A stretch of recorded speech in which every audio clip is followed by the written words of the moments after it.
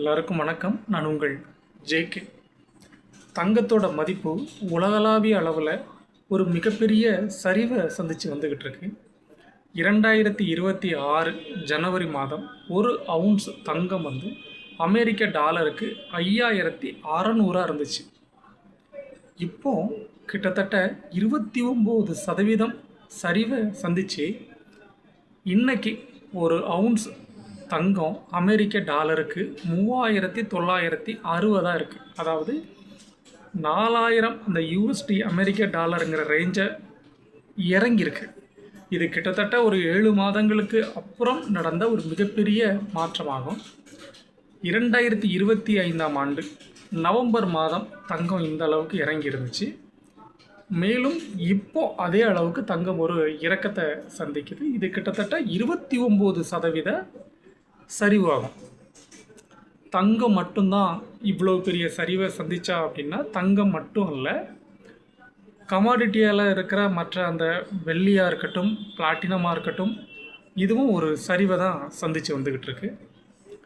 இதுக்கு என்ன காரணம் அப்படின்னு பார்த்தீங்கன்னா, அமெரிக்காவுடைய மத்திய வங்கி வட்டியை அதிகரிக்குது.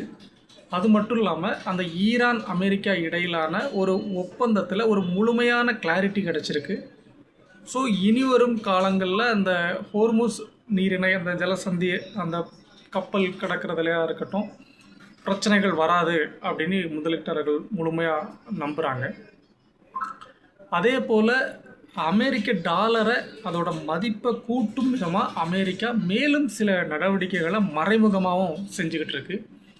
இதெல்லாம் தங்கத்தோட வளர்ச்சியில் ஒரு அழுத்தத்தை கொடுக்குது.